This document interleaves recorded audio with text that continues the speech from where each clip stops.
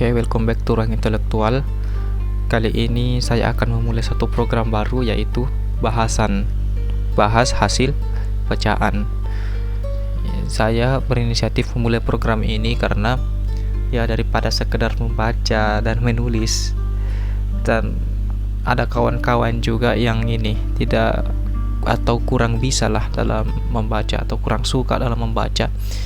Mungkin membuat video adalah satu solusi yang bisa membantu kawan-kawan yang awalnya tidak bisa atau sulit dalam membaca. Nah, saya akan membahas satu buku ini secara singkat saja, yaitu bukunya Dr. Fakhrudin Faiz. Judulnya Ihwal Sesat Pikir dan Cacat Logika. Nah, jadi buku ini genrenya adalah logika. Ini ada saya tulis. Lebih spesifiknya membahas tentang logical fallacy atau sesat pikir. Kalau dalam bahasa Arab ini masuk ke dalam mughalata fikriyah atau sesat pikir. Nah, di sini juga kita akan menyinggung cognitive bias. Nah, cognitive bias ini adalah pengetahuan hal-hal yang kita kira benar ternyata salah, ternyata keliru. Nah, misalnya dalam supermarket ada terpampang diskon 50%. Nah, di sebelahnya misalnya ada barang lagi diskon 25% tambah 25%. Nah, ini beda asli kayak kalau kita lihat secara sekilas, kalau kita lihat secara ini saja, secara cepat saja, maka kita akan mengira diskon 50% dan 25 tambah 25% ini sama, padahal beda. Kalau 50% dari harga asli langsung dipotong 50%. Bedanya kalau diskon 25% tambah 25% itu kita diskon dulu 25%. Kemudian hasil dari diskon 25% ini didiskon lagi 25%. Jadi ada untungnya sedikit. Nah, itu bedanya. Dan itu ada di cognitive bias. Kita kira itu sama. Kita kira itu sebuah kebenaran, padahal keliru kalau kita tilik lebih dalam. Nah, jadi kenapa saya membahas buku ini? Pertama, alasan klisenya itu buku ini lumayan singkat dan padat informasi. Nah, ini alasan klisenya. Kalau alasan kenapa, alasan aslinya, karena saya merasa perlu membahas tentang cacat logika, berhubung di kehidupan masyarakat cacat logika itu sangat-sangat lumrah, sangat banyak kita temukan. Nah, maka cacat logika itu kita bahas agar kita tahu, bukan untuk dilakukan. Nah, kita sudah tahu salah, bukan berarti kita lakukan kesalahan itu. Yang benar itu kita hindari kesalahan itu. Nah, jadi ini genrenya adalah logika ya. Logika. Tapi saya khususkan dalam pembahasan logical fallacy. Nah, sebenarnya logika itu membahas bagaimana agar kita berpikir benar, kan seperti itu. Nah, ketika kita mengetahui kesalahan-kesalahan, maka kita bisa mengurangi kemungkinan kita salah dalam berpikir. Kalau logika secara umum, kita bukan tahu yang salah, kita bukan mempelajari kesalahan-kesalahan, tapi kita mencari tahu yang benar itu seperti apa. Nah, itu logika. Jadi itu akan kita singgung secara luas dulu logika di pembahasan ini. Sejarahnya, logikanya itu apa.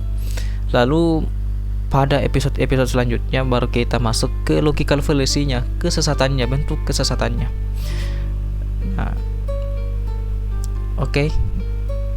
Kemudian saya mohon maaf dulu karena saya baru upload setelah 1 bulan lebih vakum.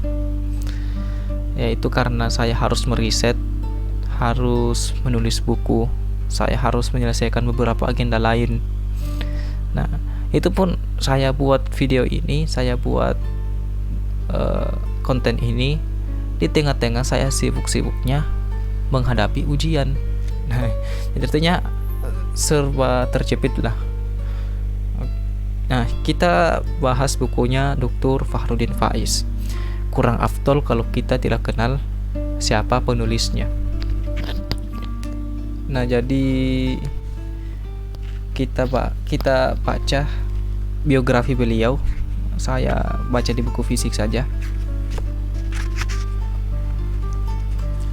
Jadi Dr. Fahrudin Faiz SAG MAG lahir di Mojokerto pada tanggal 16 Agustus 1975. Beliau itu alumni Manpeka Jember pada tahun 1993. Jadi saya juga alumni Manpeka, tapi Manpeka Makassar. Jadi sama-sama Manpeka tapi cabangnya yang beda. Angkatannya juga beda jauh. Beliau tahun 1993, sedangkan saya tahun 2019. Nah, beliau juga mendapatkan pendidikan pesantren di Ponpes Ali Maksum, Krapyak, Yogyakarta. Beliau kemudian memperoleh gelar S1 di IAIN Sunan Kalijaga, Yogyakarta pada tahun 1998. Kemudian S2 di IAIN Sunan Kalijaga Yogyakarta pada tahun 2001. Kemudian S3 di kampus yang sama di UIN. Nah, dulu namanya UIN, IAIN, kemudian berubah menjadi UIN Sunan Kalijaga tahun 2015. Jadi beliau selain sebagai dosen pada jurusan Akidah Filsafat Islam dan program magister di kampus tempat beliau menempuh pendidikan formal, juga menjadi dosen tamu di Universitas Shahid Jakarta sejak tahun 2016 sampai sekarang. Sejak 2013 beliau sudah menjadi pengasuh ngaji filsafat di Masjid Jenderal Sudirman Yogyakarta setiap Rabu malam Kamis ya. Jadi beliau itu ngajinya malam. Saya belum pernah ketemu langsung beliau, tapi sejak kelas 2 SMA saya sudah sering mengikuti kajian-kajian beliau. Saya diberitahu oleh salah satu teman yang bapaknya itu kebetulan kakak kelasnya beliau, kakak kelasnya Dr. Fahrudin Faiz. Nah, saya diberitahu kalau mau ngaji filsafat, mau ikut pengajian filsafat, ya silahkan ikuti Dr. Fahrudin Faiz di Masjid Jenderal Sudirman Channel atau MJS Channel di YouTube.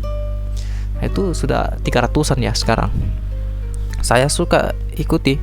Kenapa? Karena maklumatnya banyak.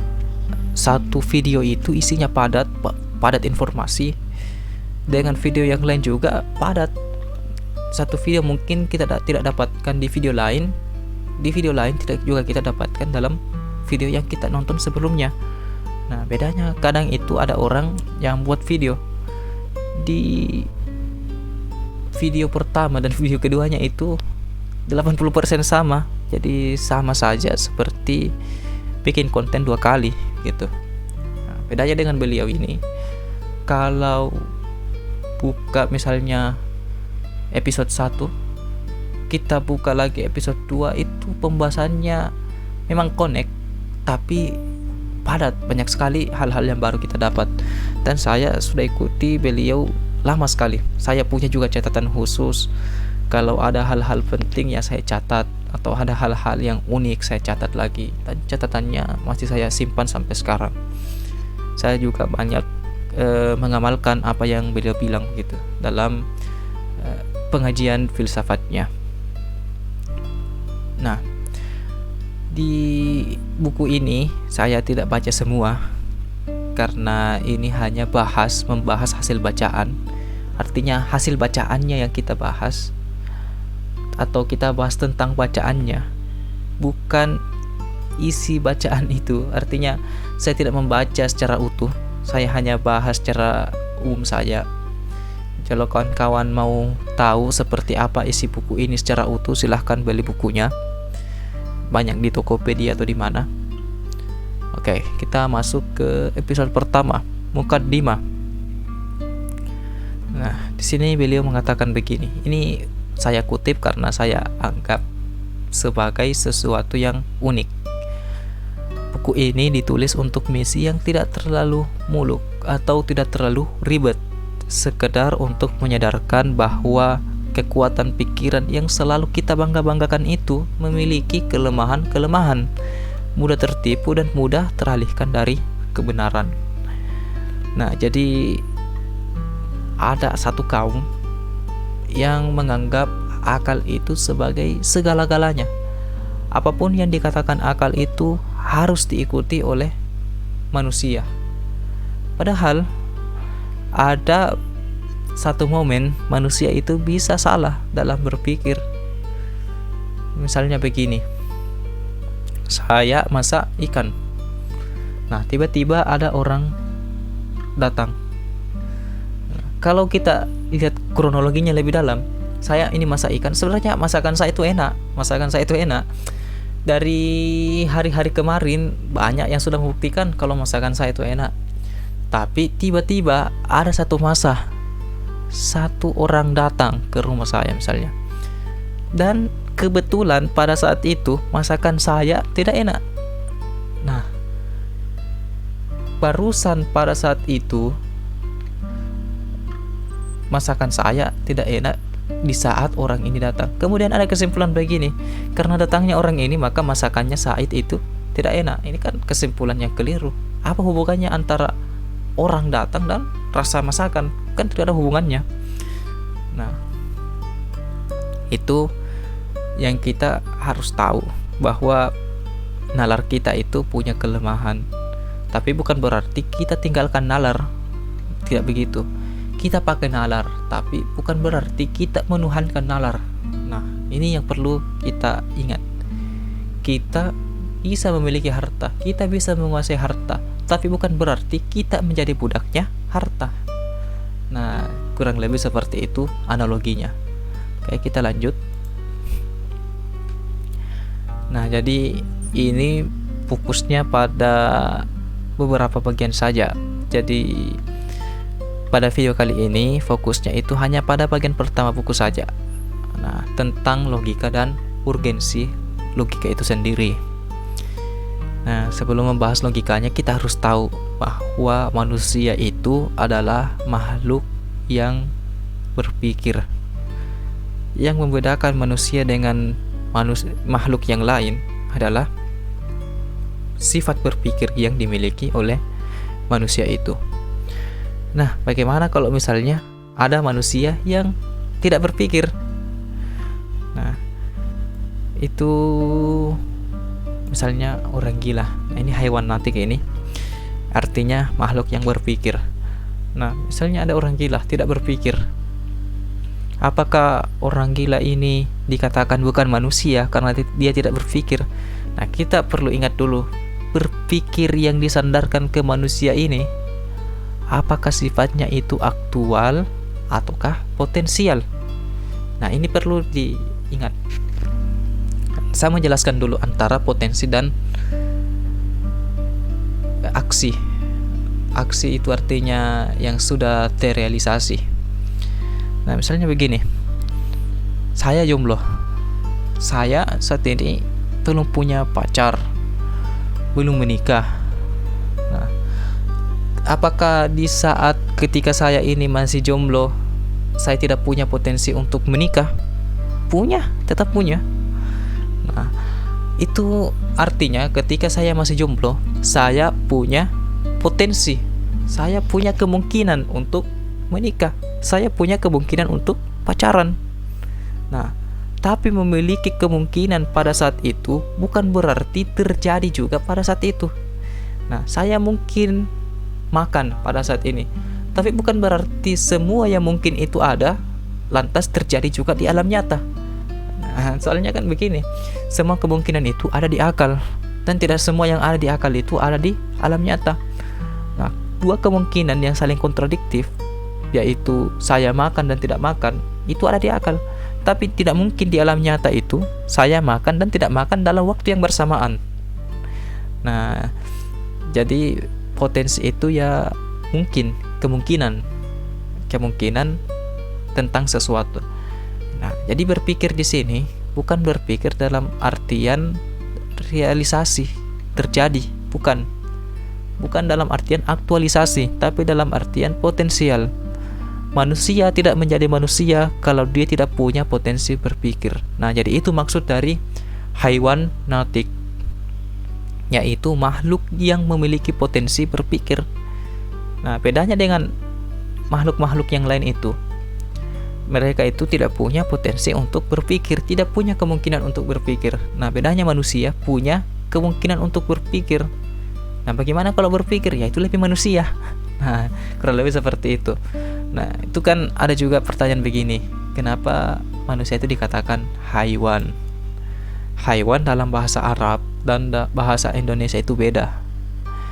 Dalam bahasa Arab, hewan itu mencakup hewan yang selain manusia itu, seperti kucing, ular, ulat, itu semua dicakup oleh kata hewan dan manusia. Hewan itu terbagi dua, ada yang natik dan ghairu natik. Ghairu natik itu yang bukan manusia. Nah, ini untuk membahas esensi hewan natik ini sangat panjang. Mungkin pada waktu lain kita akan bahas seperti apa. Saya menulis satu buku. Buku itu fokusnya pada mantik. Nah, mungkin kalau bukunya sudah selesai, ya bagus kalau dibahas juga seperti ini. Dibahas inti-intinya saja. Kalau mau tahu ya silahkan beli. Nah, itu intinya itu manusia adalah makhluk yang memiliki potensi untuk berpikir.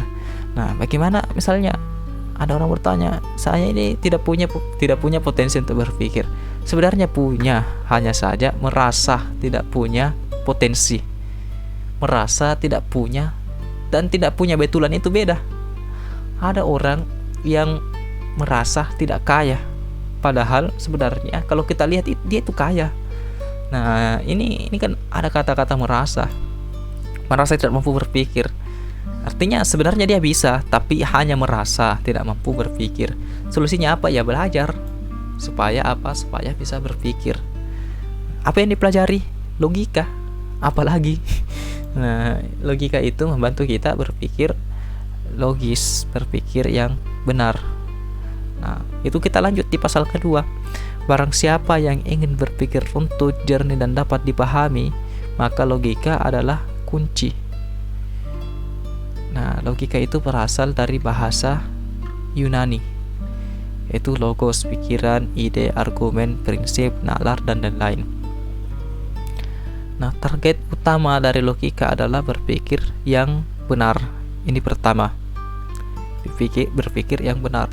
Nah, ada contoh itu berpikir yang keliru. Misalnya begini, ada orang yang misalnya tidak setuju dengan Anda. Nah, kemudian Anda berdebat dengan orang yang tidak setuju dengan Anda. Ketika Anda berdebat dan ternyata orang ini punya argumen kuat dan Anda tidak bisa kalah, Anda bilang, misalnya Anda kesel gitu, langsung balas gini, kamu itu hatinya keras, macam-macam dia kata-kata, kau itu bodoh atau apa, tidak paham apa yang ada di pikiran saya. Itu argumen-argumen yang keliru, itu argumen yang ad hominem. Nanti kita akan bahas juga di kesalahan-kesalahan berpikir. Ada tuh cara berpikir yang tidak benar, seperti tadi misalnya sudah kalah argumen, dia balas dengan kata-katai orang, dia balas dengan mencela orang. Nah, itu tidak benar. Itu kita harus berpikir yang benar. Atau misalnya begini, kalau mau masuk kampus, mau masuk ke fakultas baru, nah, kita tanya teman, fakultas Usuluddin ini fakultas yang gampang pelajarannya atau belum, atau tidak, nah, misalnya begitu kan. Nah, kemudian dijawab, fakultas Usuluddin itu susah-susah pelajarannya karena kebanyakan berpikir, misalnya dia begitu. Nah, kemudian ditanya balik lagi, apakah kamu ini sudah pernah belajar di fakultas Usuluddin? Jawabnya begini, ya belum, kata orang begitu. Ini kan artinya dia itu menghukumi sesuatu berdasarkan asumsinya saja, bukan berdasarkan apa yang ada di Fakultas Usluddin sebagaimana mestinya. Nah, ini keliru juga. Artinya dia itu seperti spoiler film, tapi dia itu hanya dengar katanya orang tentang film, bukan melihat film itu sendiri. Nah, itu cara berpikir yang keliru. Kita harus menilai sesuatu itu dari sesuatu itu sendiri. Karena Imam Al-Ghazali dalam Mizanul Amal di bagian akhir, beliau mengatakan begini, kurang lebih maknanya begini: nilailah sesuatu berdasarkan apa yang kita lihat, bukan berdasarkan apa yang kita dengar. Nah, itu cara berpikir yang benar, sekaligus kita bijak. Nah, kemudian membuat orang membedakan mana penalaran yang benar dan keliru. Nah, kalau misalnya kita tidak belajar ilmu logika, mungkin kita tahu pikiran yang keliru itu seperti apa. Kita hanya misalnya fokus hanya pada logical fallacy saja. Kita tahu keliru seperti apa, kelirunya di mana, tapi kita belum tentu tahu bagaimana benarnya. Nah, logika itu gunanya agar kita tahu yang benar. Dengan mengetahui yang benar, kita akan tahu yang mana keliru. Sebab kenapa? Kebenaran itu bisa menjadi standar atau dobit. Kalau ada sesuatu yang menyimpang dari standar, sudah dipastikan dia itu salah, sudah jatuh dalam kekeliruan. Sedangkan ketika kita tahu yang keliru, belum tentu kita tahu yang benar. Kenapa? Kita belum tahu standar apa yang bisa kita bakukan untuk menghukumi suatu sebagai kebenaran. Nah, jadi itu gunanya kita belajar ilmu logika. Ada kaidah begini, innamal asya yu'rafu bi'addadiha. Itu ucapan yang saya dapat dari Bediüzzaman Said Nursi dalam salah satu kitab Risalah Nur, bahwa ada sesuatu itu yang kita bisa tahu melalui kebalikannya.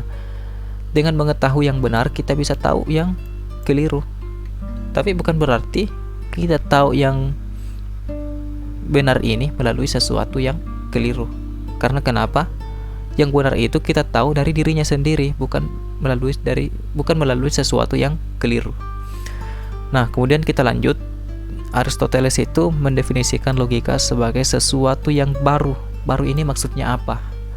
Dan di saya juga ini maksudnya apa? Nah, ini kita perlu bahas dulu. Orang itu ketika mempelajari ilmu logika, itu dia bisa mendapatkan satu pengetahuan yang sifatnya baru dari berpikir. Nah, misalnya begini. Saya menyusun silogisme. Saya ingin sampai kepada kesimpulan bahwasanya alam itu adalah sesuatu yang baru. Nah, baru yang dimaksud di sini bukan baru seperti sudah beli baju ya baju baru, bukan begitu.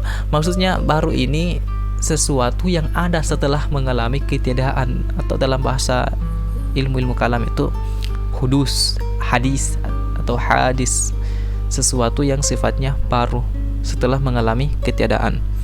Nah, saya susun premis pertama begini. Alam itu adalah sesuatu yang berubah-ubah. Nah, kemudian saya susun lagi premis kedua. Semua yang berubah-berubah itu adalah baru. Nah, kemudian dari dua premis ini saya akan menghasilkan pengetahuan, penalaran yang sebelumnya saya belum tahu, yaitu alam itu baru atau alam itu hadis, al-alam hadis. Nah, itu yang ungkapan yang selalu kita kenal dalam buku-buku mantik atau buku-buku logika. Nah, itu yang dimaksud dengan baru. Kita bisa mendapatkan pengetahuan yang sebelumnya kita belum ketahui melalui berpikir. Sampai nanti kalau kita belajar ilmu logika di awal-awal itu, kita akan masuk kepada definisi bahwasanya ilmu logika itu adalah ilmu yang mempelajari tentang ilmu yang sebelumnya sudah kita ketahui, yang dimana dengan pengetahuan yang sudah kita tahu, kita sampai kepada satu pengetahuan yang sebelumnya kita belum tahu. Ini kan ribet bahasanya. Secara simpelnya begini, dengan sesuatu yang kita tahu, kita bisa mengetahui sesuatu yang kita belum tahu. Nah, itu lebih simpel bahasanya. Nah, seperti tadi, alam itu baru. Itu ini kan belum kita ketahui. Bedanya dengan alam itu berubah-ubah. Nah, ini kita bisa lihat alam itu berubah-ubah. Mungkin ada orang yang dulunya kecil sekarang sudah besar. Ada yang dulunya ya cupu sekarang sudah menjadi suhu. Nah, itu berubah dari cupu menjadi suhu. Nah, kita lihat kemudian premis kedua, semua yang sifatnya berubah-ubah ini maka dia itu baru. Nah, ini kan perlu pembuktian, panjang pembuktiannya. Sampai nanti dikatakan premis kedua ini sifatnya maklum. Kita sudah tahu. Dari dua pengetahuan yang kita tahu ini akan menghasilkan satu pengetahuan baru yang sebelumnya kita belum tahu. Itu yang dimaksud dengan baru. Kemudian niscaya itu apa? Niscaya itu kita punya proses berpikir yang sifatnya niscaya. Artinya begini, berpikir bagi manusia itu adalah sesuatu yang pasti. Karena kenapa? Kita kan sudah bahas dari awal bahwasanya manusia itu memiliki potensi untuk berpikir. Dan kalau manusia berpikir itu wajar saja kalau manusia berpikir, karena memang manusia itu sudah dikatakan sebagai natik, sudah dikatakan sebagai makhluk yang memiliki potensi untuk berpikir. Kalau dia sudah berpikir ya tidak masalah gitu. Jadi yang membedakan manusia dengan sesuatu yang lain adalah potensi berpikirnya.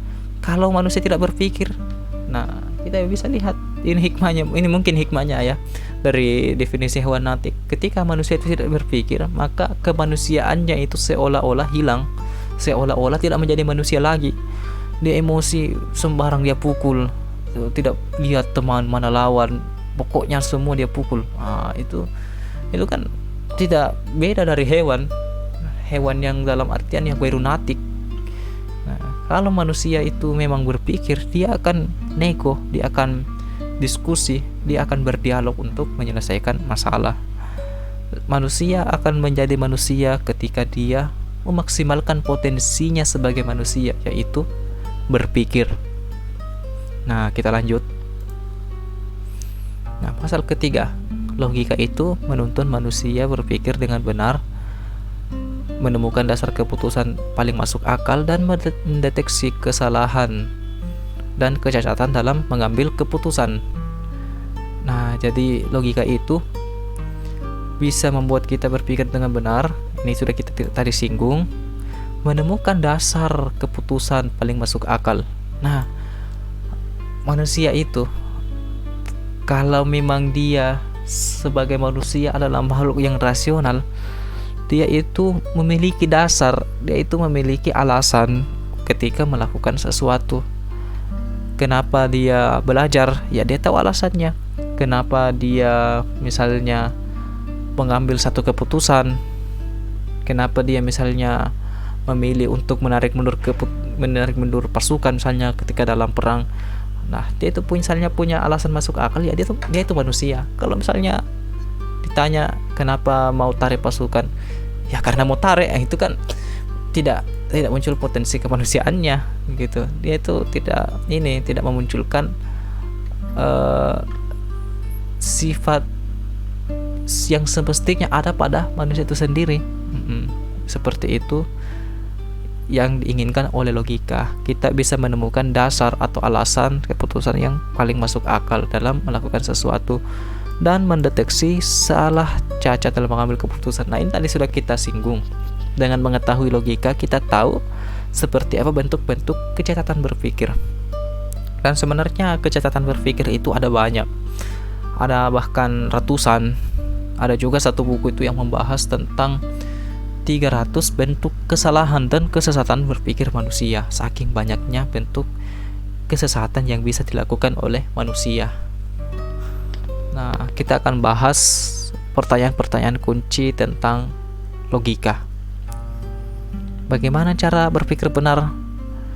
Cara berpikir benar itu ketika kita mematuhi kaidah berpikir.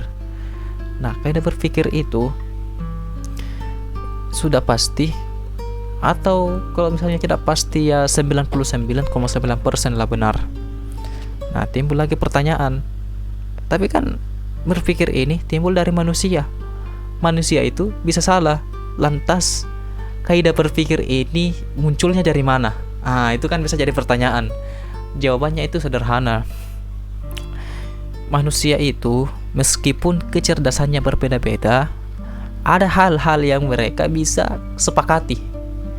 Nah, misalnya begini.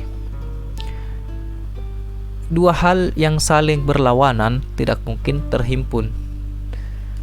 Mulai akal yang paling cerdas itu sampai akal yang paling idiot, mereka akan sepakat bahwasanya dua hal yang terhimpun itu tidak mungkin bersatu, tidak mungkin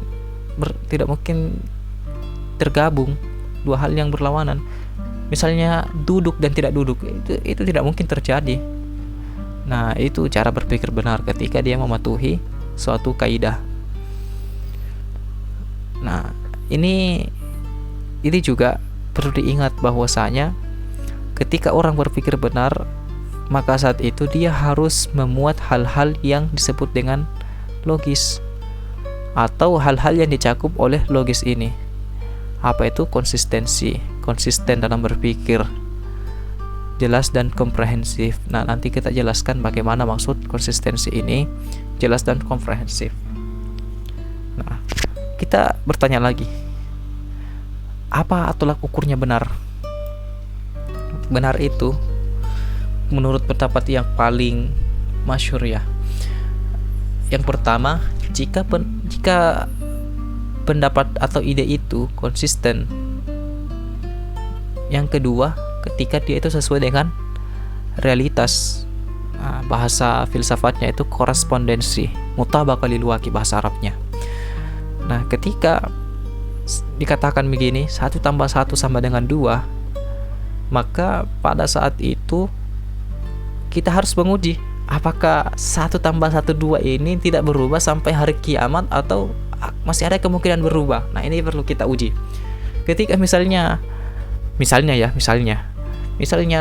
hari ke depan 1 tambah 1 berubah menjadi sama dengan 3 misalnya, apakah jawaban 1 tambah 1 sama dengan 2 ini benar? Nah, kalau kita pakai contoh, misalnya ada kasus yang seperti itu ya, maka 1 tambah 1 sama dengan 2 ini adalah sesuatu yang salah. Misalnya pada hari ini dia mengatakan A, kemudian pada hari yang lain dia mengatakan B. Nah, pada saat itu dia tidak tetap pada A, dia itu kemudian berpindah kepada B. Dan A dan B ini misalnya adalah dua hal yang berlawanan. Nah, ini kontradiksi. Ini tidak bisa dikatakan sebagai sesuatu yang konsisten. Dia tidak bisa dikatakan sesuatu yang benar karena melanggar standar kebenaran itu sendiri. Nah, kalau misalnya ada orang mengatakan, ini kan misalnya sudah konsisten misalnya mengatakan jeruk itu biru. Nah, misalnya dia itu bisa mendatangkan argumen macam-macam yang aneh-aneh lah, misalnya jeruk itu biru, tapi kalau melihat kenyataan jeruk itu warnanya orange. Nah, pernyataannya itu bertentangan dengan realita. Ketika pernyataannya bertentangan dengan realita, maka pernyataannya itu dikatakan sebagai sesuatu yang salah. Ada mazhab yang namanya pragmatisme. Mereka itu mengatakan semua yang bermanfaat itu sebagai suatu kebenaran. Kalau ada yang tidak bermanfaat, meskipun secara akal benar, maka sesuatu itu salah. Tapi pendapat ini dibantah.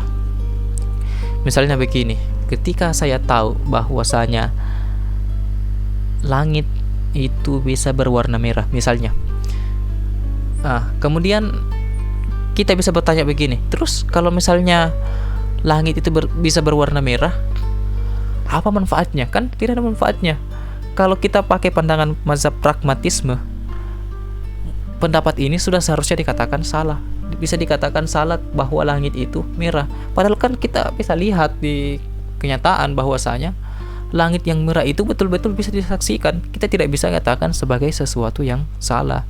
Nah, itu bantahan terhadap mazhab pragmatisme. Nah, terus ada lagi mazhab sofisme yang mengatakan kebenaran itu relatif. Nah, pendapat ini dibantah. Artinya, sebelum saya uraikan bantahnya seperti apa, begini maksudnya, kebenaran itu relatif. Bagi saya, mungkin benar tapi bagi kamu salah. Mungkin ada hal yang bagi kamu itu benar tapi bagi saya salah. Artinya tidak ada tuh kebenaran yang betul-betul benar. Kebenaran itu relatif. Nah, ini bisa dibantah begini, kalau misalnya segala sesuatu itu sifatnya relatif atau kebenarannya itu relatif, apakah pandangan bahwa segala sesuatu itu relatif kebenarannya adalah relatif? Nah, ini kan bisa memakan tuannya sendiri, senjata makan tuan. Kalau misalnya dia mengatakan, oh tidak, ini pendapat bahwa segalanya itu relatif, alias kebenarannya itu relatif, maka pendapatnya itu sendiri masih mungkin salah. Itu kalau misalnya dia mengatakan mutlak, kebenarannya mutlak, pendapatnya itu benar mutlak, maka dia membatalkan mazhabnya sendiri bahwa kebenaran itu adalah sesuatu yang relatif. Itu bertentangan dengan mazhab mereka sendiri. Pada akhirnya kita akan mengatakan kebenaran itu sebagai sesuatu yang tetap. Itu dikatakan oleh Socrates yang diriwayatkan oleh Aristoteles melalui jalurnya Plato, bahwa al-haqqu sabitatun, kebenaran itu tetap, la yataghayyar wa la tatabaddal, kebenaran itu sifatnya tetap, tidak berubah-ubah dan tidak bisa digantikan oleh apapun. Nah, itu kebenaran. Panjang kalau kita membahas kebenaran, kita mungkin punya waktu nanti di filsafat epistemologi atau mabahasul ilm. Nah, bagaimana cara membedakan argumen yang baik dan buruk?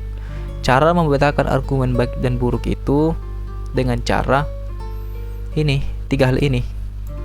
Ketika argumen itu konsisten, jelas dan komprehensif, maka argumen itu baik. Kalau tidak terpenuhi 3 poin ini, maka dia buruk. Nah, kita bahas dulu konsistensi tadi seperti apa. Nah, konsistensi itu ya kalau misalnya mengatakan A, ya harus tetap A, tidak boleh B. Begitu. Nah, tidak boleh misalnya saya mengatakan hari ini saya pindah rumah. Nah, kemudian saya mengatakan besoknya saya tidak pindah rumah. Nah, ini kan akan kontradiksi. Itu konsisten, tidak boleh kontradiksi. Nah, kontradiksi itu sendiri panjang pembahasannya. Ada 8 hal yang harus dipenuhi baru sesuatu itu bisa dikatakan sebagai kontradiksi. Tidak boleh semua yang sekaligus itu dikatakan kontradiksi. Sebab begini, ada satu bagian yang sekaligus berlawanan tapi benar. Misalnya, ada orang cinta sekaligus benci. Nah, itu ada.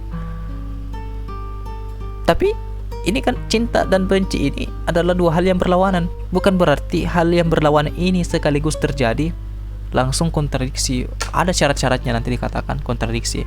Nah, tentang kontradiksi ini kita bahas secara tersendiri dalam pembahasan logika mantik. Kemudian jelas. Yang jelas itu ya dapat dipahami. Saya kira kawan-kawan tahu apa itu dapat dipahami. Penyimpulannya relevan dan sesuai. Nah, penyimpulannya relevan dan sesuai itu ini menyinggung silogisme. Nah, ini disinggung juga oleh Francis Bacon dalam Novum Organum atau logika modern, bahwa ketika kita ingin menyimpulkan sesuatu, maka sesuatu itu harus relevan, bukan asal-asalan. Nah, ini misalnya begini, saya mau menyimpulkan bahwa jomblo itu masuk neraka misalnya. Saya misalnya membangun premis jomblo itu sengsara. Itu premis pertama. Yang kedua, semua yang sengsara itu masuk neraka. Nah, jadilah satu kesimpulan, maka jomblo itu masuk neraka. Ini kan bahaya kalau begini. Kita harus mempertanyakan dulu apa relevansi antara sengsara dan masuk neraka. Nah, kalau kita tahu seperti apa relevan, seperti apa bentuk relevannya, nanti kita akan sampai kepada kesimpulan yang sesuai dengan premis yang dibangun sebelumnya. Kesimpulan dan premisnya itu nyambung, tidak aneh-aneh. Nah, kemudian komprehensif. Komprehensif itu mencakup, bahasa Arabnya itu jami. Jami itu dalam bahasa Arab banyak artinya, bisa berarti masjid. Tetapi dalam konteks ini kita mengartikan komprehensif sebagai sesuatu yang mencakup segala individu yang ada pada terma tersebut. Nah, misalnya manusia itu misalnya yang kayak tadi didefinisikan sebagai haywanun natik. Nah, definisi haywanun natik harus mencakup segala manusia yang ada di alam semesta. Tidak boleh ada misalnya orang yang bernama cuke tidak masuk dalam kategori manusia. Nah, ini tidak bisa dikatakan definisi yang bagus kalau misalnya ada definisi yang cacat seperti itu, tidak mencakup semua manusia. Ada lagi pasangan mencakup, yaitu mencegah. Nah, ini kita kenal biasa dalam istilah mantik jami wa mani', mencakup segala hal-hal yang harus tercakup dalam definisi dan mencegah hal-hal yang tidak boleh tercakup dalam definisi. Ketika kita mendefinisikan hewan natik, kita tidak boleh memasukkan kambing dalam hewan natik, tidak bisa memasukkan kodok dalam hewan natik. Kita harus mengeluarkan kodok dan selain kodok misalnya seperti kuda dalam terma hewan natik. Harus manusia saja, tidak boleh selain manusia. Nah, itu yang dimaksud dengan komprehensif. Ketika ini semua tercakup, maka saat itu argumen yang kita sampaikan itu baik. Nah, biasanya komprehensif itu ada di bab definisi. Sedangkan jelas dan konsisten itu ada di bab silogisme dan bab istidlal atau argumentasi. Nah, bagaimana cara mendeteksi kesalahan dalam berpikir? Nah, kaidahnya yang saya sudah sampaikan bahwa innamal asya yu'rafu bi'addadiha. Kita bisa mengetahui sesuatu yang salah melalui sesuatu yang benar. Nah, kalau kita bisa tahu seperti apa yang benar-benar itu semua, kita akan tahu seperti apa kesalahan-kesalahan yang ada dalam berpikir. Oke, kita lanjut lagi. Pasal keempat. Nah, logika menjadi penopang kehidupan manusia sepanjang sejarah dan membangun peradabannya. Jadi pasal 4 ini menyinggung tentang sejarah logika dari masa kuno, Helenisme, abad pertengahan, era klasik, era modern, dan postmodern. Nah, itu semua disinggung di dalam pasal keempat ini. Kawan-kawan bisa baca, dan saya sudah menyinggung sejarah logika ini dalam buku saya. Linknya itu ada di deskripsi. Kawan-kawan bisa unduh lewat Google Drive. Kalau Google Drive-nya bandel, ya bisa lewat Dropbox. Dua-dua linknya sudah saya sertakan dalam deskripsi. Nah, itu ada nanti dalam bab sejarah ilmu logika. Nah, itu saya sertakan sumber-sumber yang kredibel, utamanya dari buku-buku Arab. Dan saya sertakan satu bab saja karena itu gunanya testimoni saja, bukan mau disebarkan bukunya secara meluas, secara PDF, enggak. Tapi bukunya mau diterbitkan. Kalau misalnya semuanya disebar, nanti enggak ada yang beli. Nah, jadi ya silahkan di-download, silahkan dibaca-baca. Nah, jadi ada beberapa pendapat tentang logika itu kapan pertama kali muncul. Jadi saya ini bahas secara umum saja, saya tidak bahas rinci siapa-siapa misalnya menerjemahkan naskah Organon dan lain-lain, tidak. Saya hanya ini saja secara umum. Jadi ada yang mengatakan logika itu sudah ada sejak era kuno.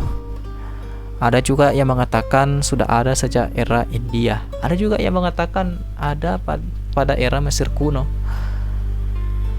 Di Cina kuno itu ada seperti misalnya siapa Konghucu. Konghucu itu menulis buku yang namanya Miti. Nah, itu ada logika di sana, ada pembahasan mantik. Nah, pada abad kedua sebelum Masehi itu di bukunya Dekan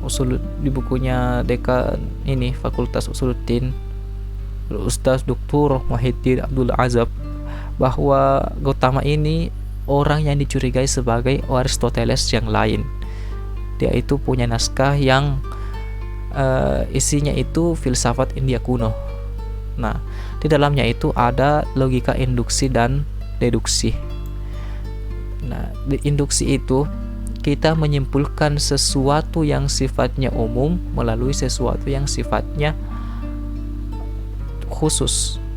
Nah, seperti misalnya besi itu memuai, logam itu memuai, emas itu memuai.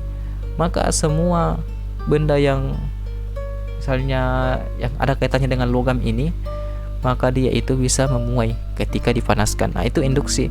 Dari sesuatu yang sifatnya khusus, kita simpulkan kepada sesuatu yang sifatnya umum. Nah, kalau istilahnya di mantik itu, kita menyimpulkan sesuatu yang sifatnya kulli dari sesuatu yang sifatnya juz'i. Nah, deduksi itu kebalikannya. Dari sesuatu yang sifatnya umum, kemudian disimpulkan menjadi khusus. Nah, itu yang nanti diistilahkan dari yang kulli sampai kepada juz'i. Nah, itu deduksi. Misalnya begini, Said itu manusia. Semua manusia itu akan mengalami kematian. Maka kesimpulannya Said akan mengalami kematian. Nah, jadi tadi itu ada satu premis yang sifatnya umum, semua manusia. Nah, kata-kata semua ini menunjukkan bahwa premis yang ada ini sifatnya umum. Nah, kemudian disimpulkan pada satu hal, yaitu manusia, yaitu Said itu akan mengalami kematian. Ini sifatnya khusus karena hanya menyinggung satu orang saja. Nah, itu deduksi. Ada lagi nanti di istidlal. Ini kan kalau di mantik ini induksi namanya istiqra. Kalau deduksi ini namanya kias. Nah, di dalam ulama usul itu punya juga cara menyimpulkan tersendiri pakai kias tamsili. Nah, dari sesuatu yang juz'i sampai kepada sesuatu juga yang sifatnya juz'i. Dari sesuatu yang sifatnya khusus sampai kepada khusus juga. Nah, misalnya begini. Khamar itu memabukkan. Bir itu memabukkan. Nah, kemudian ada satu premis. Semua yang memabukkan itu haram, maka bir itu juga haram. Nah, itu caranya ulama usul. Ya, meskipun contoh-contoh tadi itu ada beberapa yang keliru, ya setidaknya saya hanya ingin menyampaikan seperti apa yang diinginkan oleh logika induksi dan deduksi ini. Nah, selanjutnya kita masuk ke era Yunani. Jadi sejak abad ke-5 sebelum Masehi itu ada filosof yang namanya Thales. Dia itu orang yang pertama membahas alam. Kalau kita baca sejarah filsafat di buku-buku modern. Nah, Thales itu dikenal dengan gagasannya bahwa air adalah alam semesta. Maksudnya begini, alam semesta itu berasal dari air. Dulu itu ada pembahasan besar, isu besar. Alam semesta ini tercipta dari apa?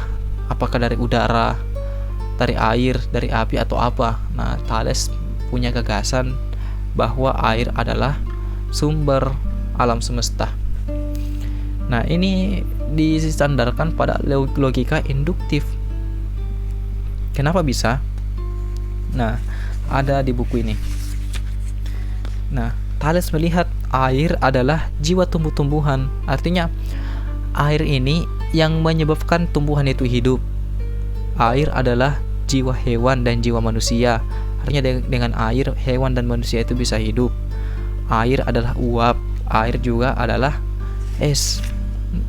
Nah, jadi semuanya yang dilihat oleh Thales ini, berasal dari air. Berarti alam semesta itu berasal dari air. Nah, coba lihat polanya. Dari sesuatu yang sifatnya khusus, dari yang sifatnya spesifik, kemudian disimpulkan kepada sesuatu yang umum. Tadi misalnya tumbuhan, manusia, hewan, es dan uap itu semuanya juz'i, itu semua parsial. Kemudian disimpulkan bahwa alam semesta, nah ini kan alam semesta ini umum, alam semesta itu asalnya adalah air. Nah kemudian setelah Thales datanglah masa kaum sofis, masanya Socrates. Nah, di sini nanti terkenal beberapa filsuf terkenal seperti Gorgias dan lain-lain. Nah, di sini bukan lagi membahas tentang alam semesta, tapi fokus kepada pembahasan akhlak, pembahasan tentang moral. Nah, itu logika berkembang di sini. Socrates berdebat dengan kaum sofis. Dari masa ini kemudian muncul bab definisi. Nah, nanti di masa Aristoteles yang merupakan murid dari Plato, nanti dia mewarisi logika-logika yang sudah dibangun oleh Socrates sebelumnya. Nah, itu saya singgung di buku. Nah, jadi dalam organon itu logika diistilahkan dengan analitika, tidak diistilahkan dengan logika. Jadi logika itu dulu belum namanya logika yang kita kenal sekarang, tapi namanya masih analitika, atau dalam bahasa Arab namanya tahlilat. Kemudian logika juga dikenal dengan istilah dialektika, atau bahasa Arabnya jadal.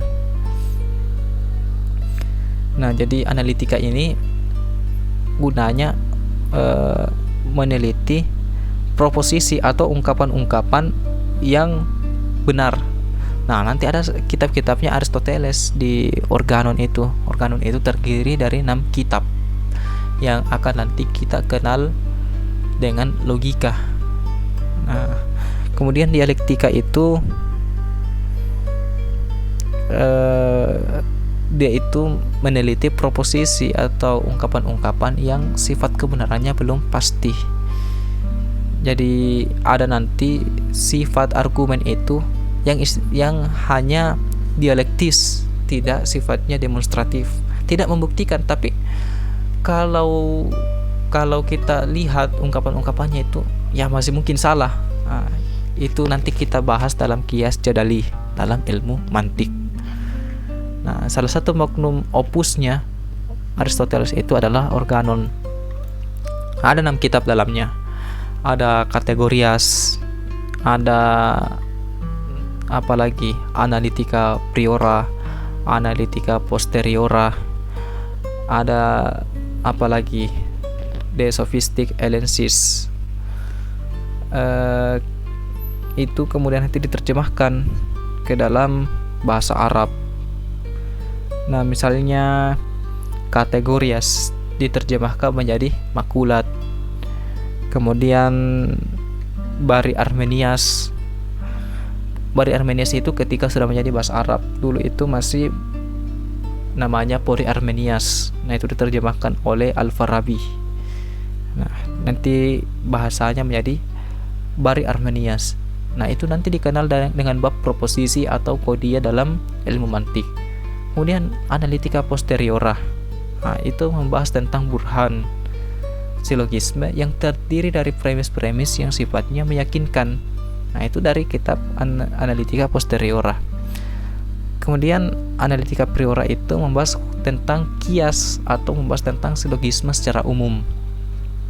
Kemudian Topika, nah, membahas tentang argumen yang jadali atau argumen yang dialektis, yang terdiri dari premis-premis yang sifatnya bisa salah, bisa benar, masih mungkin benar dan mungkin salah.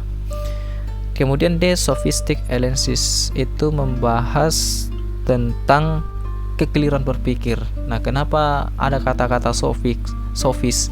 Karena itu berkaitan dengan kaum sofis yang menjadi lawan Socrates di 2 angkatan sebelumnya. Jadi Socrates itu 2 generasi sebelum Aristoteles. Setelah Socrates nanti datang muridnya bernama Plato. Nama aslinya itu Aristokles. Cuman karena bahunya besar dipanggil sama guru olahraganya itu dengan nama Plato. Nah, nanti ada muridnya yang bernama Aristoteles. Dia itu juga banyak membukukan ajaran-ajaran Plato. Meski di akhir-akhir kehidupan Aristoteles banyak menentang Plato. Oke, lanjut. Nah, jadi naskah logika Aristoteles itu akan diwariskan kepada salah satu murid Aristoteles yang bernama Theophrastus, yang menjadi pimpinan Lyceum. Lyceum itu adalah sekolah filsafat besar yang ada di Athena, yang dibuat oleh Aristoteles kalau tidak salah ya. Silahkan dicek lagi, karena Aristoteles pernah jadi guru besar di sana. Nah, kemudian catatan-catatan itu akan diwariskan kepada banyak orang. Nah, misalnya setelah Theophrastus nanti datang Neleoskepsis yang akan menyimpan catatan-catatannya. Ketika Neleoskepsis meninggal, keluarganya menyimpan catatan Aristoteles itu. Setelah itu dipublikasikan tapi gagal. Nah, akhirnya karya Aristoteles ini dijual, kemudian dibeli oleh Apellikontheos. Setelah dibeli oleh Apellikontheos, ada penyerangan di Yunani dan dipimpin oleh seorang jenderal yang bernama Sulla. Nah, Sulla ini menemukan banyak catatan-catatan Aristoteles. Dibawa catatan itu dari Yunani ke Romawi. Nah, di sana kemudian catatan ini dan buku-buku Aristoteles itu dikuasai oleh Andronicus. Andronicus itu sebagai seorang otoritas agama besar ya, yaitu sebagai pendeta besar sekaligus pimpinan atau pembesar mazhab Peripatetik atau mazhab Aristotelian dalam filsafat. Nah, kalau ditanya catatan Aristoteles itu ada berapa? Banyak sekali. Ada riwayat bilang 200, ada juga bilang 400. Nah, saking banyaknya catatan Aristoteles itu, nanti ada namanya kode Becker, kode-kode yang dipakai untuk mengklasifikasikan karya-karya Aristoteles yang terlampau banyak itu. Nah, nanti logika ini masuk juga ke dalam Islam dan nanti dikembangkan oleh ilmuwan-ilmuwan Islam. Jadi logika ini, kata logika, pertama kali dipakai oleh Zeno, pendiri mazhab Stoa. Kalau kawan-kawan sudah baca bukunya siapa itu, yang judulnya ini Filosofi Teras. Nah, kawan-kawan itu akan akrab dengan orang yang bernama Zeno ini karena dia itu bermazhab Stoikisme, pendirinya mazhab Stoikisme dari Citium. Jadi logika ini sudah digunakan sebagai bagaimana bernalar dengan benar. Nah, itu logika yang dipakai oleh Zeno. Sedangkan kalau kita lihat masanya Galenus dan siapa ini, Sextus Empiricus, dia itu menggunakan kata logika sebagai jadalih, bukan sebagai berpikir benar. Nah, itu bedanya. Nah, kemudian ada muridnya Aristoteles atau penerusnya Aristoteles yang bernama Porphyrius. Dia menulis satu buku yang namanya Isagog yang menjadi pengantar Kategorias. Nah, Isagog ini kalau kawan-kawan belajar mantik itu dikenal dengan istilah Isaguji. Jadi satu kitab itu ditulis oleh Imam Asiruddin Al-Abhari.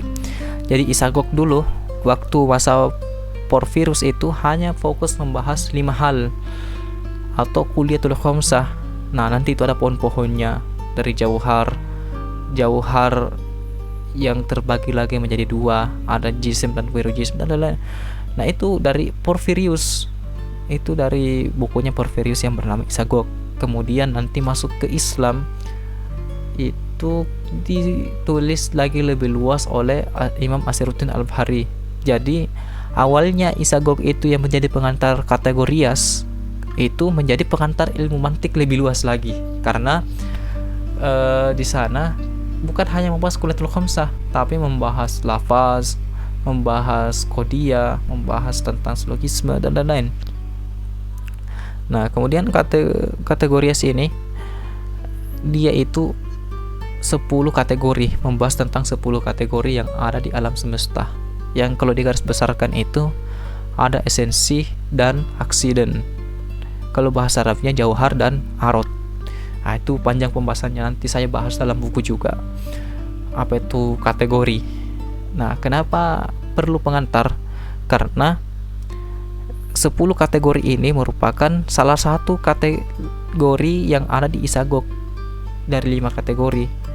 Apa itu genus, differentia, specia, proper accident, dan common accident. Nah, kalau di bahasa Arab, jins, fasal, nau, khassa, dan arut am. Nah, jins itu fokusnya akan sampai kepada kategoria, karena kategoria ini isinya 10 kategori yang ada di jins atau ada di genus yang ada di dalam Isagog ini. Nah, nanti kita bahas. Nah, kemudian Boethius menerjemahkan Isagog ini ke bahasa Latin dan memberikan beberapa komentar. Kalau kita di tradisi intelektual timur, komentar itu diistilahkan dengan ta'liq atau komentar, ya sama saja. Nah, kemudian pada abad pertengahan itu dimulai pada abad ke-5 Masehi sampai 15 Masehi. Nah, ini abad pertengahan itu ketika Eropa masuk dalam abad ke-8. Itu nanti diistilahkan dengan Dark Age atau era ke-8. Sedangkan Islam nanti baru jaya sekitar abad ke-8 setelah Nabi Muhammad SAW diutus. Nanti berdiri dinasti Umayyah, dinasti Abbasiyah. Nah, 2 dinasti ini yang paling berperan penting dalam penerjemahan buku-buku Aristoteles dan pengembangan logika Aristoteles itu. Nah, sejak abad ke-9 Masehi sampai 15 Masehi, buku-buku Aristoteles itu banyak digunakan. Jadi dalam Islam sendiri, buku-buku Aristoteles itu banyak diterjemahkan mulai masa Khalifah Umar bin Abdul Aziz. Nah, itu penerjemahan sudah mulai di sana. Nah, ini kan masih masa dinasti Umayyah. Dulu yang terjemahkan itu namanya Khalid bin Yazid bin Abi Sufyan, bin Muawiyah bin Abi Sufyan. Jadi Yazid anaknya Muawiyah punya lagi anak namanya Khalid. Khalid itu yang menerjemahkan beberapa karya-karya Aristoteles. Nah, itu belum dibersihkan. Nanti Imam Ghazali yang membersihkan di abad ke-5 Hijriah. Ada 3 kitabnya beliau, namanya Qistosul Mustaqim, Mihakun Nazar, dan Mi'yarul Ilm. Nah, Sain itu pendeta. Thomas Aquinas berusaha menyusun logika, merapikan logika, dan mengharmonisasi logika itu dengan agama Kristen. Jadi sejak abad pertengahan itu bisa dibilang pengetahuan itu lambat di Eropa. Karena kenapa? Karena yang memegang sentral segalanya itu adalah gereja. Siapapun yang menentang gereja, maka pada saat itu dia dianggap melakukan pelanggaran, karena gereja itu adalah suara Tuhan. Itu kalau kita membahas abad pertengahan itu panjang. Tapi abad pertengahan itu kurang sejarahnya, karena ini catatan sejarah itu kurang di sana. Orang-orang terjebak dengan dogma gereja. Sedangkan pada saat itu, di saat yang bersamaan, Islam sedang jaya-jayanya di timur. Nah, jadi Thomas Aquinas itu kenapa melakukan harmonisasi agama? Karena menurut Thomas Aquinas, filsafat Aristotelian atau logika Aristoteles itu bisa senafas dengan agama Kristen. Nah, itu Thomas Aquinas. Kalau kawan-kawan membaca sejarah pemikiran dunia atau sejarah pemikiran barat, nama Thomas Aquinas ini tidak jarang dan lumrah di telinga kawan-kawan.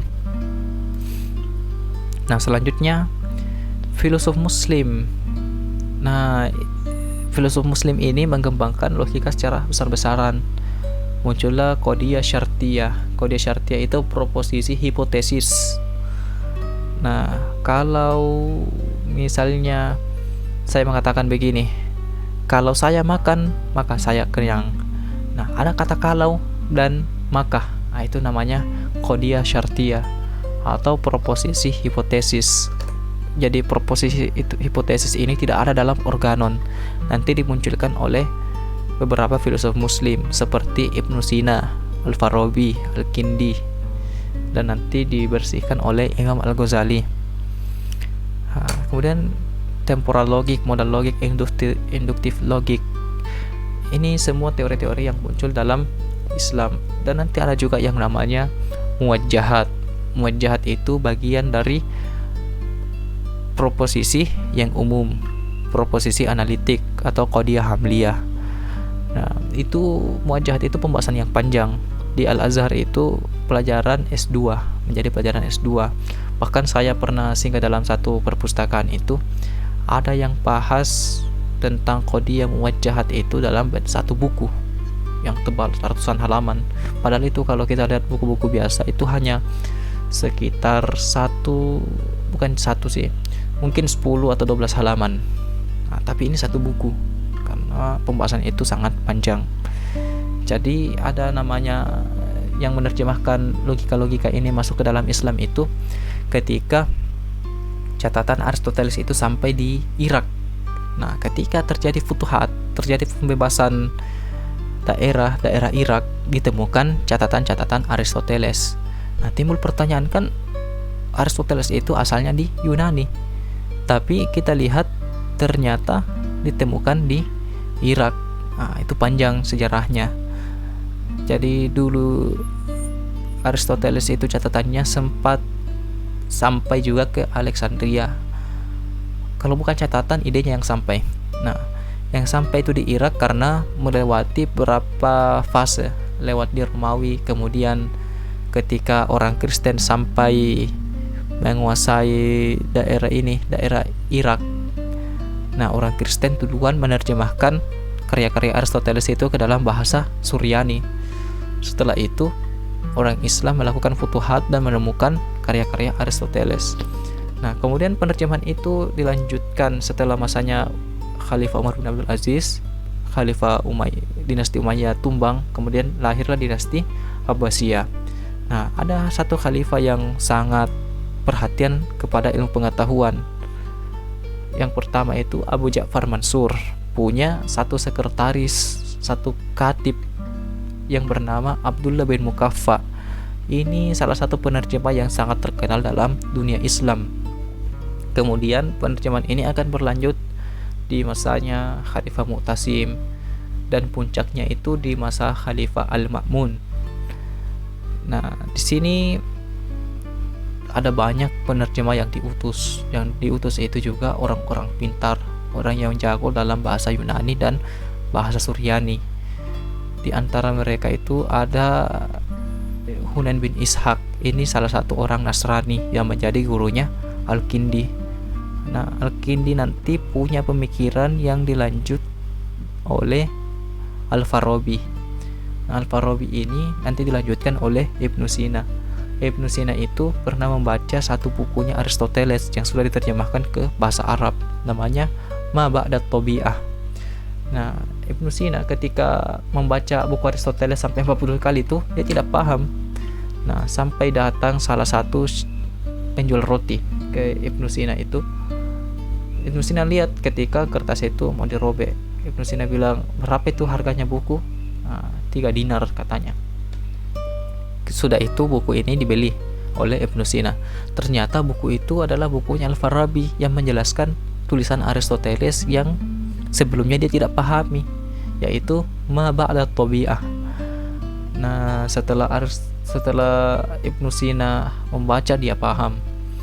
Nah, dia tulis buku-buku tentang filsafat, banyak sekali buku filsafat yang ditulis oleh Ibnu Sina. Salah satu magnum opusnya itu namanya Asy-Syifa. Nah, pertama itu dibuka oleh bab logika, kemudian masuk ke dalam bab-bab filsafat. Saya punya salah satu bukunya Ibnu Sina. Ada bukan satu tapi 2. Pertama itu Al-Isyarat wa Tambihat, itu disyarah oleh Imam Nasiruddin At-Tusi. Nah, ini menjelaskan bagaimana pemikirannya Ibnu Sina dalam Al-Isyarat wa Tambihat. Ada lagi satu kubu yang mengkritik Ibnu Sina, yaitu Imam Fakhruddin Ar-Razi. Beliau menyarah Al-Isyarat wa Tambihat untuk dikritik. Nah, kemudian Ibnu Sina ini banyak mengadopsi pemikiran-pemikiran Aristoteles sampai datang Imam Al-Ghazali. Nah, Imam Al-Ghazali itu menulis 3 kitab mantik yang sudah saya sebutkan dulu. 3 kitab mantik ini digunakan untuk membersihkan mantik dari tujuan-tujuan filsafat yang sebelumnya mantik ini atau logika ini merupakan pengantar masuk ke dalam filsafat. Kemudian pembahasan filsafat itu dikeluarkan. Nah, masuklah dalam salah satu kitab beliau yang berjudul Maqasidul Falasifah. Beliau itu memaparkan bagaimana mazhab-mazhab filosof itu dalam memahami alam. Ada 4 bab lah yang beliau sebut dalam muqaddimahnya. Ada bab mantik, logika. Kemudian ada bab tabiiyat, membahas tentang alam. Dan ketiga, riyadiyat, membahas tentang masalah-masalah eksak atau matematis. Yang keempat, membahas tentang metafisik atau ma wara at-tabi'ah. Nah, itu diuraikan dulu oleh Imam Al-Ghazali dalam kitab Maqasidul Falasifah. Setelah itu baru beliau hantam dalam salah satu kitabnya yang berjudul Tahafutul Falasifah. Nah, ternyata ada salah satu filosof barat yang bernama Abul Walid bin Rushd.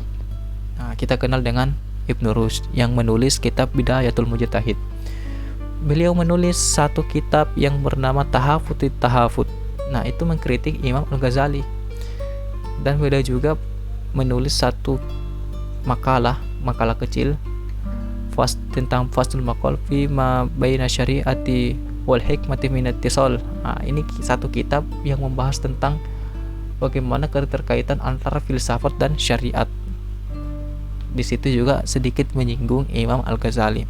Kemudian Ibnu Rushd lagi dibantah oleh Imam Alauddin At-Tusi dalam kitab Tahafutul Falasifah juga. Jadi ini rentetan perkembangan filsafat sekaligus bantah-bantahan yang ada dalam dunia Islam. Sampai nanti muncullah Imam Fakhruddin Ar-Razi mengeluarkan pembahasan kategorias dari ilmu logika. Dan Imam Afdaluddin Al-Khuwaini, bukan Al-Khunji, beliau itu menulis kitab Kashful Asrar fi Gawamidil Afkar. Nah, ini kitab yang bisa dibilang lumayan menjadi magnum opus dan bagus dijadikan rujukan dalam menulis juga, mengembangkan mantik yang sudah ditulis oleh pendahulu-pendahulunya. Jadi sampai masanya Imam Afdaluddin Al-Khunji ini, logika itu kemudian nanti berkembang lagi di masanya Francis Bacon. Nah, itulah masa ketika Renaissance mau muncul. Nah, itu sudah selesai juga abad pertengahan, masuk ke abad modern. Ada perbedaan pendapat kapan modern itu dimulai. Ada yang mengatakan 1400, ada yang mengatakan 1200, tapi yang banyak memegang pendapat tentang modern ini adalah yang mengatakan dimulai sejak tahun 1500 dan Renaissance itu dimulai pada tahun 1700-an. Renaissance itu fase kebangkitan dari yang awalnya orang-orang Eropa ini buta dengan dogma, kemudian bangkit dengan pikiran. Nah, disinilah muncul Francis Bacon, Roger Bacon, Petrus Hispanus, Romulus Lulus, dan lain-lain. Banyak sekali ilmuwan-ilmuwan yang muncul di sini. Nah, Francis Bacon menulis satu buku namanya Novum Organum. Nah, di sini menulis tentang metode induksi modern. Nah, jadi beliau itu, Francis Bacon ini merupakan alumni Madrasah Nizamiyah. Dia itu banyak juga terinspirasi dari Islam. Nah, jadi ada analogi yang disebut dalam Novum Organum itu, laba-laba, semut, dan lebah. laba-laba itu menembakkan jaring dari dirinya kepada yang ada di sekitarnya. Nah, itu menyinggung metode deduktif. Artinya ketika kita menyimpulkan sesuatu, kita menghukumi segala sesuatu itu berdasarkan pikiran kita, bukan berdasarkan segala sesuatu yang seperti yang ada di alam nyata itu sendiri. Artinya itu kritik Francis Bacon kepada logika Aristoteles, bahwa logika Aristoteles itu terlalu idealis tapi tidak realistis. Itu laba-laba. Kemudian semut itu mengumpulkan makanan, mengumpulkan banyak hal, tapi dia tidak selektif. Nah, itu metode induktif klasik. Nah, metode yang dipakai oleh Francis Bacon itu seperti lebah. Dia mengumpulkan banyak data dan selektif plus relevan. Nah, itu kemudian yang dikenal dengan metode observasi yang kawan-kawan pakai di dunia perkuliahan. Metodenya Francis Bacon. Nah, kawan-kawan sini bisa baca bagaimana perkembangan yang terjadi dalam logika itu sendiri. Nah, nanti ada namanya logika simbolik. Logika simbolik ini panjang pembahasannya, nanti kita bahas secara khusus. Nah, kita masuk ke dalam pasal kelima. Berpikir bisa juga salah. Itulah kenapa kita harus belajar logika, supaya kita bisa mengenali jenis kesalahan berpikir. Nah, jadi ini bagian-bagian penting yang ada dalam buku. Manusia adalah makhluk yang tidak sempurna. Maksudnya manusia tidak sempurna, walaupun manusia itu punya akal yang bisa dibilang mengungguli makhluk-makhluk yang lain, tapi tetap saja punya kelemahan. Nah, itulah maksud dari manusia adalah makhluk yang tidak sempurna. Tapi kan ada yang bilang begini, manusia itu diciptakan dengan bentuk yang paling sempurna. Iya, tapi maksudnya beda. Maksudnya itu manusia diciptakan dengan bentuk yang paling baik dari makhluk-makhluk yang lain. Artinya manusia itu dari segi bentuk paling unggul dari makhluk-makhluk yang lain. Artinya kesempurnaan di sini adalah kesempurnaan majazi. Sedangkan ketika dikatakan sempurna, tidak sempurna di sini adalah hakiki. Nah, kemudian kesalahan berpikir itu bisa disengaja, bisa juga tidak. Nah, bagaimana kesalahan yang tidak disengaja? Yaitu kita kadang-kadang kalau dalam kehidupan bermasyarakat ya, misalnya kita ambil saja baiknya, atau jangan itu, kita terima saja semua pendapat, karena semua orang bisa berpendapat, semua orang punya hak berpendapat, maka dari itu pendapat itu bisa diterima. Itu kan kesalahan yang tidak disengaja, karena maksud dari ungkapan ini adalah mengharmonisasi antara orang dan orang lain, artinya tidak mau ada pertengkaran, itu maksudnya. Tapi cara untuk merealisasikan niat itu ya kurang tepat juga, karena memang semua orang bisa berpendapat, tapi tidak semua pendapat itu diterima. Karena kalau saya berpendapat 1 tambah 1 sama dengan 3, itu keliru. Semua orang bisa berpendapat, tapi tidak semua pendapat orang bisa diterima. Nah, itu kesalahan yang tidak disengaja. Kemudian ada juga kesalahan yang disengaja. Nah, kesalahan yang disengaja itu seperti yang dilakukan oleh kaum sofis. Kenapa mereka melakukan kesalahan-kesalahan yang disengaja?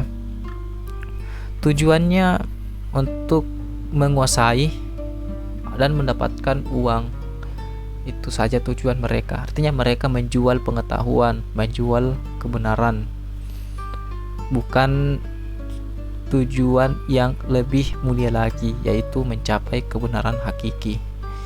Atau bisa juga kesalahan yang disengaja itu tujuannya ada kepentingan tertentu, misalnya ingin menjatuhkan orang lain, mau membuat orang lain terskak dalam perdebatan, kan bisa saja terjadi. Apalagi kalau lawannya itu orang tidak pernah belajar logika, nah, itu gampang sekali dibantah, gampang sekali ditipu. Jadi apa yang harus kita lakukan? Pertama, mengenali semua bentuk kekeliruan. Nah, itu kita akan bahas dalam episode-episode selanjutnya. Kita akan mengenali seperti apa saja bentuk kesalahan yang bisa terjadi dalam diri manusia dalam berpikir. kedua, mendisiplinkan diri. Artinya kita mematuhi aturan-aturan. Setelah kita mengetahui bentuk kekeliruan ini, kita berusaha menghindari kesalahan-kesalahan yang ada dalam berpikir itu. Nah, jadi ini satu quotes yang ada dalam bukunya Dr. Fahrudin Faiz. Tugas belajar logika selain mengasah kemampuan diri untuk mampu berpikir secara tertib, jelas, dan dapat dipahami, juga menjaga diri agar tidak terjatuh dalam kesesatan berpikir. Jadi kalau kita sudah benar dalam berpikir, tidak mungkin kita salah pada saat itu juga. Jadi kalau ada misalnya mengatakan belajar logika itu tidak ada gunanya karena tidak menghindarkan kita dari fallacy atau kesalahan berpikir, justru ketika kita benar dalam berpikir, di saat itu juga kita tidak salah dalam berpikir. Artinya ketika kita sudah benar dalam berpikir, saat itu juga kita terjaga dari kesalahan berpikir. Jadi itu saja dalam pembahasan episode ini. Ya, kurang lebih mohon dimaafkan. Ya, kalau misalnya kurang, ya mohon dimaafkan karena saya masih amatir, baru pertama kali membahas buku, apalagi dalam bentuk video. Kalau benar ya alhamdulillah. Nah, jadi ini pembahasan seputar muqaddimah atau pengantar. Pengantar itu ada dua, ada muqaddimatul ilm dan ada muqaddimatul kitab. Muqaddimatul ilm itu membahas tentang pengantar ilmu. Pengantar kita masuk ke ilmu itu muqaddimatul ilm. Kita mau masuk dalam ilmu, kita harus tahu apa definisi ilmu itu, apa objek kajian, dan apa manfaatnya kita pelajari. Ada 10 sebenarnya, itu kita kenal dengan istilah mabadi asyarah. Nah, itu muqaddimatul ilm. Kemudian muqaddimatul kitab, kita akan menjelaskan seperti apa yang buku ini, seperti apa manhaj atau gambaran buku ini secara umum. Nah, jadi dengan ini selesailah episode pertama ini. Wallahu a'lam. Terima kasih. Mohon dukungannya untuk video-video selanjutnya. Dan kalau misalnya ada yang tidak disetujui atau ada yang salah, silahkan tulis di kolom komentar. Kalau salah, saya akui itu salah. Atau ada saya salah ngomong, ya saya akui. Kalau misalnya ada tambahan, ya silahkan ditulis di komentar. Kita sama-sama belajar. Wallahu ta'ala a'lam.